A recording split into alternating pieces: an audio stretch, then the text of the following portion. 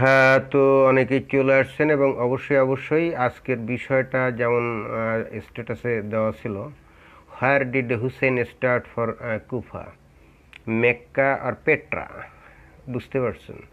সেই কিছুকাল আগে সাড়া জাগানো যে বক্তৃতা ক্যানাডিয়ান এক ভদ্রলোকের, ড্যান গিবসনের, তিনি প্রস্তাবনা উপস্থাপন করেন বিভিন্ন তত্ত্ব উপাত্ত এগুলো দিয়ে, যে আমাদের নবী হজরত মুহাম্মদ বস্তুত মক্কাতে, অর্থাৎ বর্তমান যে মক্কা বলে যে জায়গাটা আছে ওখানে তার জন্ম না, বরং উনি পেট্রাতে তার ইসলামের পত্তন ঘটিয়েছিলেন, তার জন্ম ওখানে, এবং পরবর্তীতে যে কোনোভাবে হোক এইটা মক্কাতে ট্রান্সফার হয়।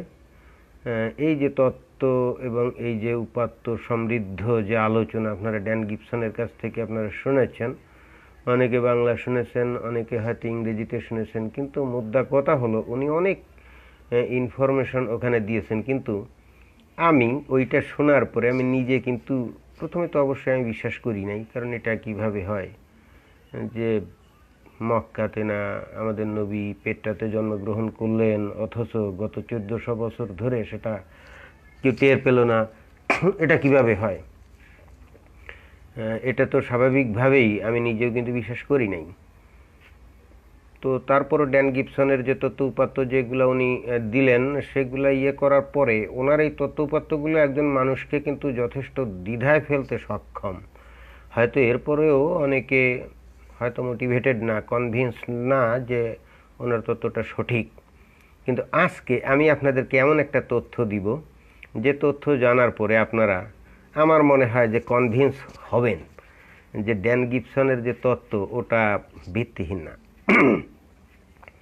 ওটা মোটেও ভিত্তিহীন না। তো অনেকেই চলে আসছেন, আমি আমার বক্তব্য শুরু করতে পারি। বিষয়টা হলো যে আপনারা সবাই জানেন যে ইমাম হোসেনকে কারবালায় এজিদ কর্তৃক প্রচণ্ড রকম নির্মম নিষ্ঠুরভাবে হত্যা করা হয়েছিল, তার পরিবার পরিজন সহ। এই ঘটনা তো আপনারা সবাই জানেন, তাই না? এবং আপনারা এই ইতিহাসটাও জানেন। বস্তুত তাকে কুফাবাসীরা তাকে আহ্বান করেছিল, কারণ ইমাম হোসেনকে আপনার মুয়াবিয়ার ছেলে এজিদ সে নিজেকে খলিফা হিসেবে যখন ডিক্লেয়ার করে, এদিকে মক্কায় বসে আমাদের নবীর নাতি ইমাম হুসেইন, উনি নিজেও নিজেকে খলিফা হিসেবে ঘোষণা করলেন। সুতরাং কে খলিফা হবে এটা নিয়ে কিন্তু একটা বিশাল দ্বন্দ্ব শুরু হয়। দ্বন্দ্ব শুরু হওয়ার পরে যে ঘটনাটা ঘটে আপনারা সবাই জানেন এগুলা, যে একদিকে এজিদ যেমন তার বন্ধু বাড়ানোর জন্যে, অর্থাৎ তার সমর্থক বাড়ানোর জন্য চেষ্টা চালিয়ে যায়, তেমনি ইমাম হুসাইন উনিও কিন্তু তার সমর্থক বাড়ানোর জন্য চেষ্টা চালিয়ে যায়, এবং অবশ্যই অবশ্যই যার সমর্থক বেশি হবে উনিই হবেন আসলে খলিফা।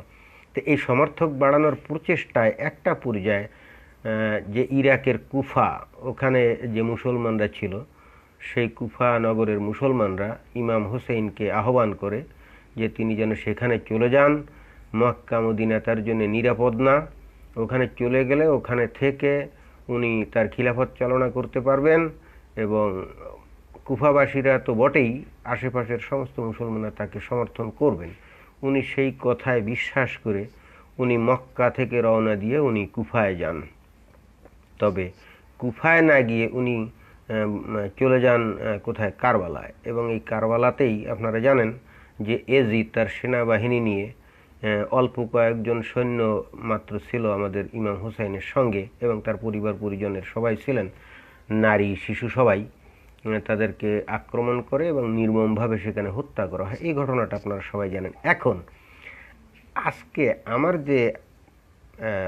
যে বিচার্য বিষয় বা যে আলোচ্য বিষয়, সেটা হলো যে আসলে এই ইমাম হুসাইন কোথা থেকে রওনা দিয়েছিলেন কুফায়? উনি কি মক্কা থেকে রওনা দিয়েছিলেন, নাকি উনি পেট্রা থেকে রওনা দিয়েছিলেন? এইটা নিয়ে আসলে কথা হবে। তো সর্বপ্রথমে আমরা ডেটগুলো একটু বের করি। আমরা যদি উইকিপিডিয়াতে যাই, সেখানে আমরা ডেটটা পাই, যে দেখুন, যে আপনারা দেখতে পাবেন, Hussain left Mecca with some 50 men and his family on 9 September 680, অর্থাৎ 680 খ্রিস্টাব্দের সেপ্টেম্বর মাসের 9 তারিখে উনি মক্কা থেকে রওনা দেন কোথায়? মক্কা থেকে রওনা দেন, মক্কা থেকে রওনা দেন কোথায়? যে কুফার উদ্দেশ্যে রওনা দেন। তার মানে আমরা এটা জানলাম যে উনি 9 সেপ্টেম্বর উনি রওনা দিয়েছিলেন, ঠিক আছে। এইবার আমরা দেখি উনি কারবালায় কয় তারিখে পৌঁছাইছিলেন। এই যে এখানে দেখুন, on 2nd October 680 Hussain arrived at Karbala, a desert plain 70 kilometres north of Kufa. অর্থাৎ কুফা থেকে আরও উত্তরে প্রায় 70 কিলোমিটার আরও উত্তরে ওখানে উনি পৌঁছালেন কারবালা নামক একটা জায়গায়। কয় তারিখে? 2 অক্টোবর। এইবার আপনারা 9 সেপ্টেম্বর থেকে 2 অক্টোবর পর্যন্ত যদি দিন গুনেন তাহলে এটা হয় এক্স্যাক্টলি 23 বা 24 দিন। 23 বা 24 দিন, ঠিক আছে, 23 বা 24 দিন। এবং এই ইনফরমেশনটা আপনারা যে কেউ বের করতে পারেন। আপনারা গুগলে গিয়ে আপনারা লিখবেন battle of Karbala. Battle of Karbala যদি আপনারা সার্চ দেন তাহলে ওখানে দেখবেন যে সব ইনফরমেশন চলে আসবে। ওখানে ইমাম হুসেন কবে রওনা দিয়েছিলেন, কোথা থেকে রওনা দিয়েছিলেন, কখন কারবালায় পৌঁছলেন, সব তথ্যগুলো কিন্তু আপনারা ওখানে পেয়ে যাবেন। আর এইবার তার মানে আমরা দেখলাম যে 23 অথবা 24 দিন তার লাগে মক্কা থেকে কোথায় যেতে? কারবালায় যেতে। মক্কা থেকে কারবালা যেতে তার লাগে 23 থেকে 23 বা 24 দিন, ঠিক আছে।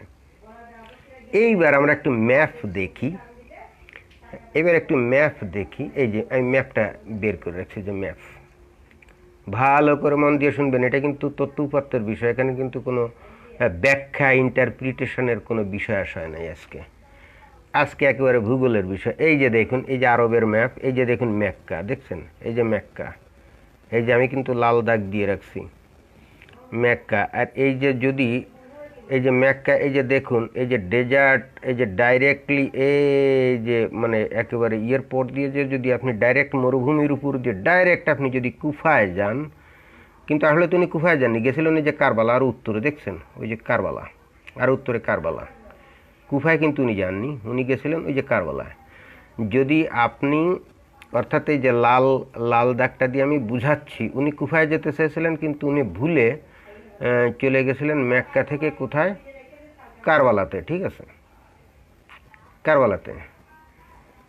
এখন আপনারা যে কাজটা করবেন, আমি নিজে কিন্তু কিছুই করব না, আপনারা যে কাজটা করবেন সেটা হলো আপনারা একটু সার্চ দিবেন flight distance from Mecca to Karbala, flight distance from Mecca to Karbala. এই যে আমি বের করে রাখছি ফ্লাইট ডিস্টেন্স, এই দেখেন মেক্কা টু কারবালা, এই যে দেখেন ডিস্টেন্স, এটা কিন্তু ফ্লাইট ডিস্টেন্স। ফ্লাইট ডিস্টেন্স তো বুঝেন, একেবারে ডিরেক্ট, কোনো আঁকা বাঁকা এটা ওটা কিছু না, একেবারে ডিরেক্ট। কত? 1311 কিলোমিটার বা 815 কিলোমিটার, রাইট? 1311 কিলোমিটার অথবা 815, এটা কিন্তু ডিরেক্ট ফ্লাইট ডিস্টেন্স, মানে ডিরেক্ট। এবং অবশ্যই অবশ্যই ইমাম হুসেন ওই ভয়ঙ্কর রুক্ষ সূক্ষ্ম কঠিন যে মরুভূমি, সেই মরুভূমিতে নিশ্চয়ই উনি একেবারে ডিরেক্ট ফ্লাইট পাথ উনি অনুসরণ করেন না, উনি নিশ্চয়ই একে বেঁকে একটু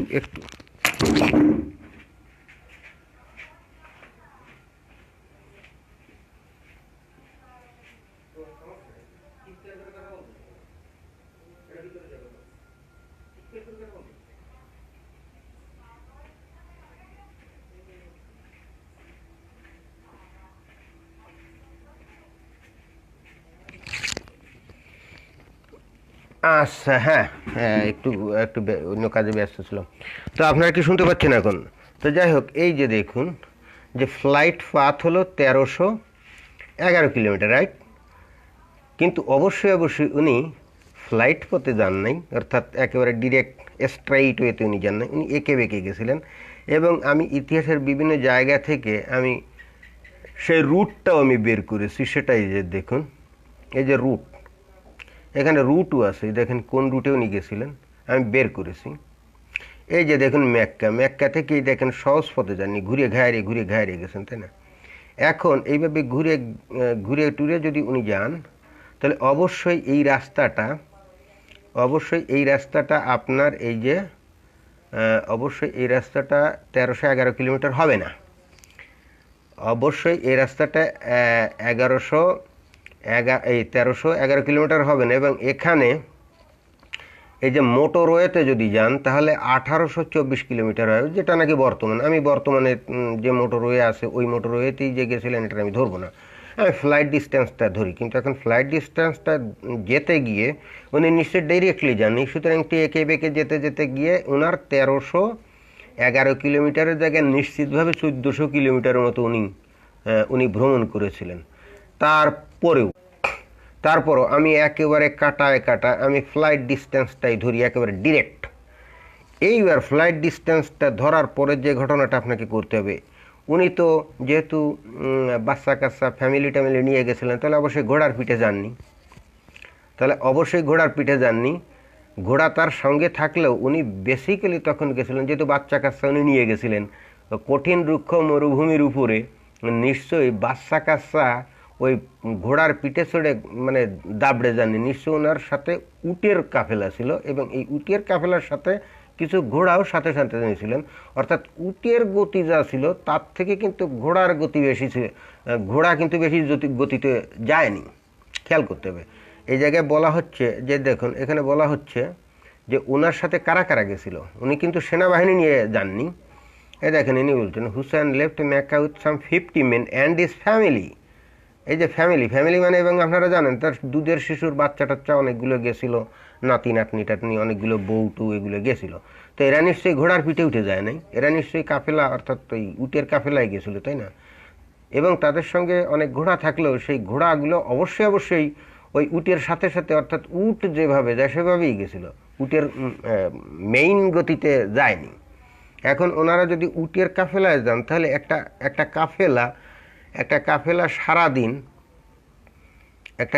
সারাদিন কতটুক দূরত্ব অতিক্রম করে। এই যে দেখেন speed of A Camel caravan,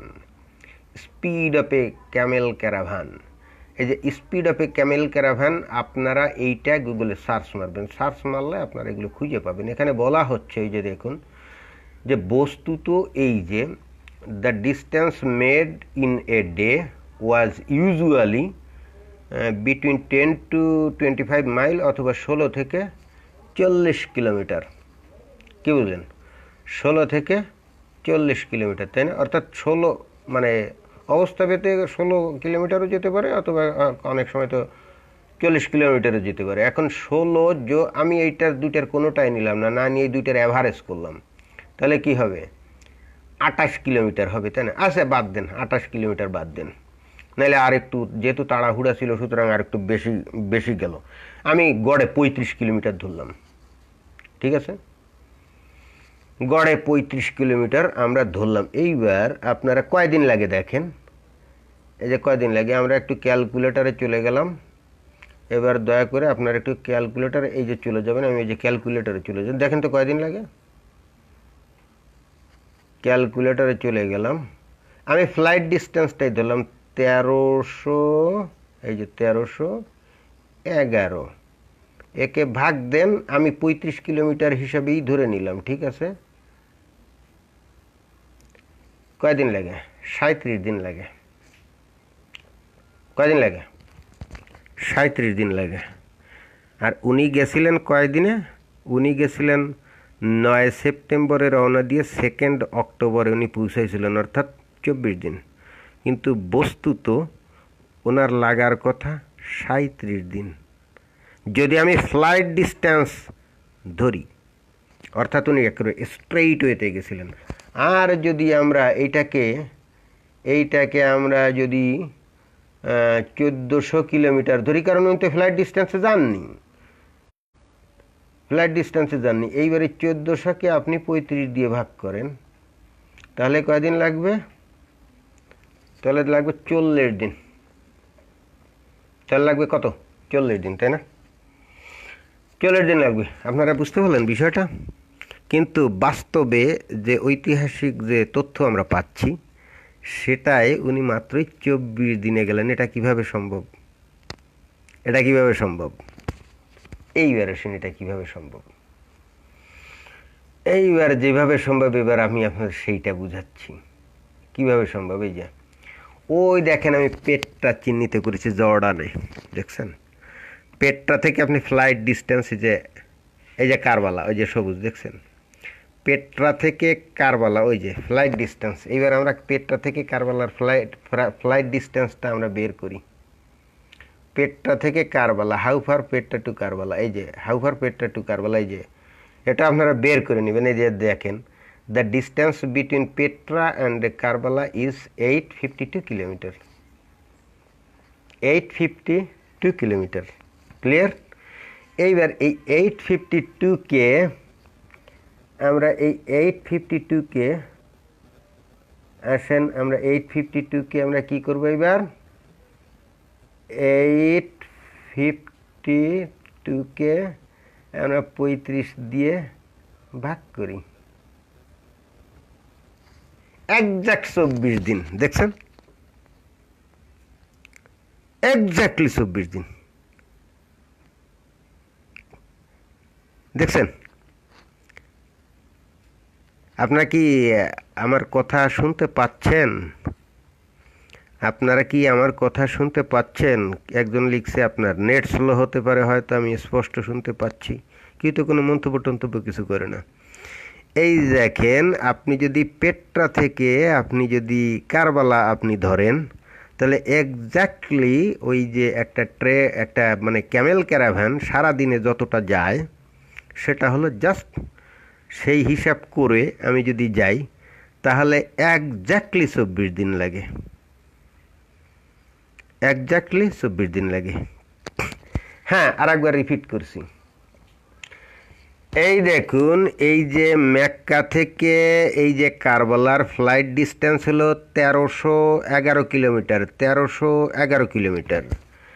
এখন 1311 কিলোমিটার যদি হয়, আমি 1311 কিলোমিটারকে 1311 কিলোমিটারকে আমি কি করব? 1311 কিলোমিটারকে আমি 35 দিয়ে ভাগ করব, কারণ একটা ক্যামেল ক্যারাভ্যান দৈনিক ওই রাতের বেলায় 35 কিলোমিটার বেশি যেতে পারে না। ভাগ করেন, লাগবে 37 দিন, লাগবে 37 দিন। ইমাম হুসাইনের যেতে লাগবে 37 দিন। এই কারণ তার সঙ্গে ফ্যামিলি ছিল, বাচ্চা কাচ্চা ছিল, স্ত্রী ছিল। তারা নিশ্চয়ই ঘোড়ার পিঠে উঠে মানে দ্রুত বেগে যাননি, ক্যামেল ক্যারাভ্যানেই গেছিলেন, কিন্তু সাথে তাদের ঘোড়া ছিল, যেগুলো নাকি আস্তে আস্তে সাথে সাথে গেছিল, তাই না? কারণ আপনারা সবাই জানেন যে ইমাম হুসেন কারবালায় তার একেবারে শিশু পুত্র টুত্র নাতি টাতি এগুলো নিয়েই ওনার স্ত্রী টিস্ত্রী সহই উনি নিহত হয়েছিলেন। তো স্ত্রীলোক এবং ওই যে শিশু, দুধের শিশু, এগুলো নিশ্চয়ই ওই ঘোড়ার পিঠে উঠে দ্রুত যায়নি, অর্থাৎ ক্যামেল ক্যারাভানেই গেছিলেন, সাথে কিছু ঘোড়া ছিল। এবং এইভাবে যেতে গেলে তার 37 দিন সময় লাগে, কিন্তু বাস্তবে উনি রওনা দিয়েছিলেন 9 সেপ্টেম্বর 680 খ্রিস্টাব্দে, আর পৌঁছেছিলেন কারবালায় উনি কয় তারিখে? 2 অক্টোবর, অর্থাৎ 24 দিনে। কিন্তু মানে বাস্তবে যে আমরা ইনফরমেশন পাই, ওনার লাগছিল 24 দিন। কিন্তু যদি আমরা মরুভূমি এবং উটের কাফেলার গতিবিধি আমরা যদি দেখি, তাহলে লাগবে 37 দিন, ক্লিয়ার? কিন্তু আমরা যদি পেট্রাকে যদি ক্যালকুলেশন করি, পেট্রার দূরত্ব হলো, আমি আপনারা নিজেরা বের করে নেবেন, পেট্রার দূরত্ব হলো এই যে দেখেন আমি বের করে রাখছি। পেট্রার দূরত্ব হলো 852 কিলোমিটার। আমি 852 কিলোমিটারকে আমি 35 দিন দিয়ে ভাগ করলাম। এই দেখেন, একজ্যাক্টলি 24 দিনই লাগে। অর্থাৎ ইমাম হুসাইনের যে দিন, মানে আমরা যে তথ্য উপাত্ত থেকে যে ইনফরমেশনটা পাই, উনি 24 দিনে গেছিলেন, একজ্যাক্টলি দেখুন যে 24 দিনই লাগছিল। এবং এইটার আরেকটা মানে এইটার সপক্ষে আরেকটা প্রমাণ হচ্ছে, দেখুন যদি দেখুন মক্কা থেকে উনি যদি রওনা দিলে ওনার কিন্তু প্রথমে কুফাতেই যাওয়ার কথা। দেখুন, এই যে কুফাতেই যাওয়ার কথা, কারবালা কিন্তু উত্তরে, উনি ভুলে ভালেও কিন্তু কারবালা যাওয়ার কথা নয়, উনি কিন্তু কুফাতেই যাওয়ার কথা। কারণ এই অঞ্চলের লোকজন তো তাকে অভ্যর্থনা জানানোর জন্য প্রস্তুত ছিল, তাই না? তাহলে উনি যাবেন কুফাতে, অর্থাৎ লোকজন তাকে কুফাতেই নিয়ে যাবে, কিন্তু উনি চলে গেছিলেন আর উত্তরে কারবালায়। অথচ আপনি যদি পেট্রা থেকে আসেন, তাহলে আপনার কিন্তু প্রথমে কারবালাই পড়বে, নট কুফা।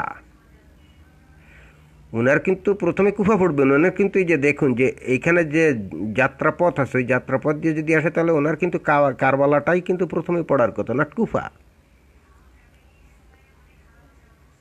এবং এই মক্কা থেকে যদি উনি মরুভূমির উপর দিয়ে রওনা দেন তাহলে প্রথমে তার পড়ার কথা কুফা, নট কারবালা।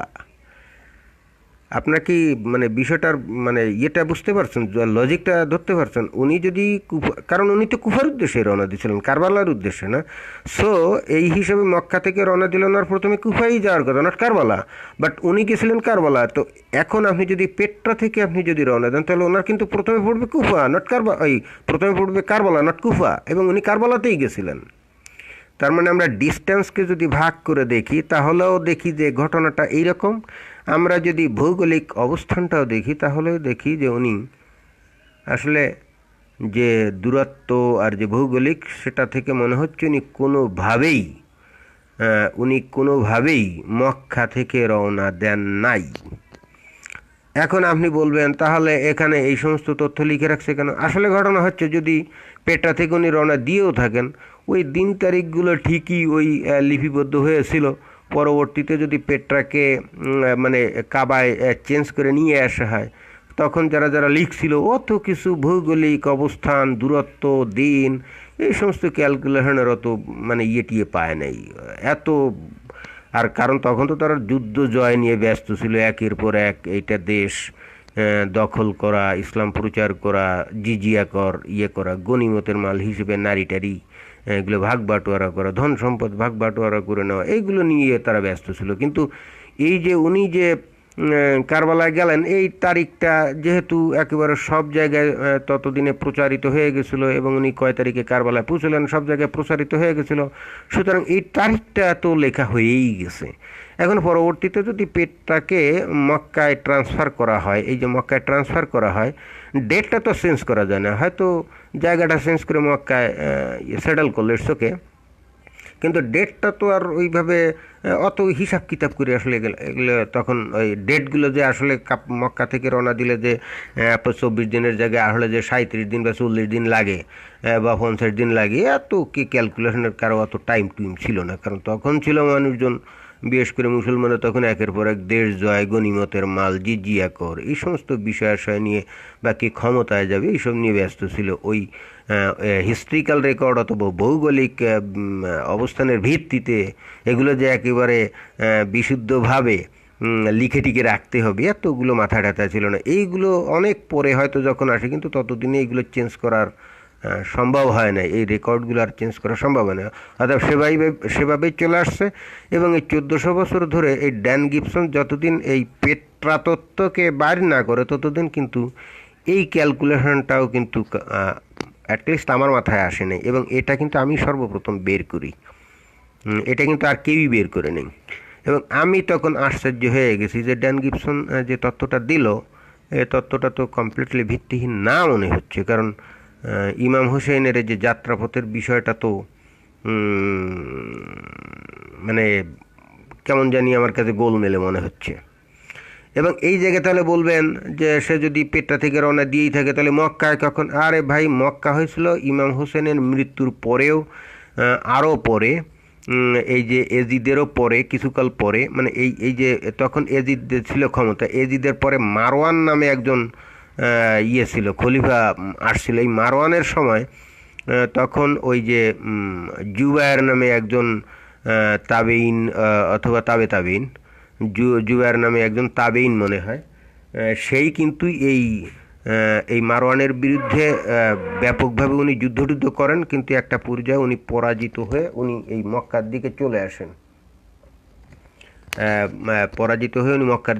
আসেন। কিন্তু তারপরও তাকে করা হয়, অর্থাৎ মানে হত্যা করা হয়, তাকে হত্যা করা হয় আর কি।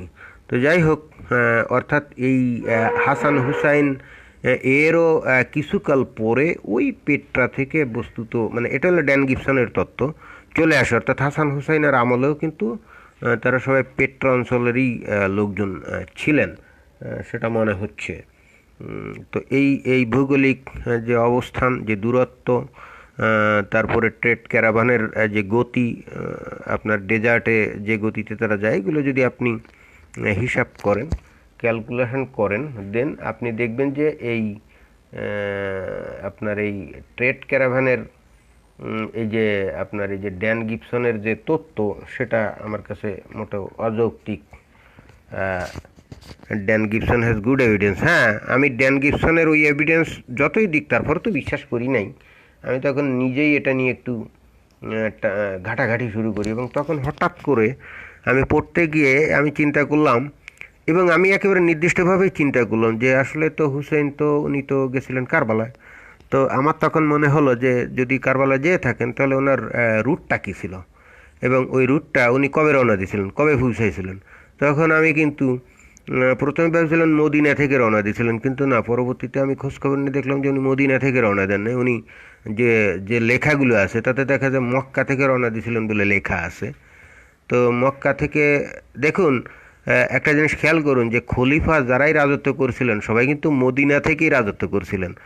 এমনকি আমাদের নবী, উনিও কিন্তু মদিনা থেকেই ওনার রাজ্য চালাতেন। পরবর্তীতে আবু বকর, উনিও কিন্তু মদিনা থেকেই খিলাফত উনি চালাতেন। তারপরে উমর, ওসমান, আলী, এই আলী কিন্তু চলে গেছিল ওই যে ইয়েতে, এই কুফারের দিকে চলে গেছিল, কুফারের দিকে চলে গেছিল। হ্যাঁ, আলী ছিল কুফারের দিকে চলে গেছিল। তো এখন যারাই কিন্তু খিলাফত করছিলেন তারা কেউ কিন্তু মক্কা থেকে কখনোই খিলাফতগিরি করেননি।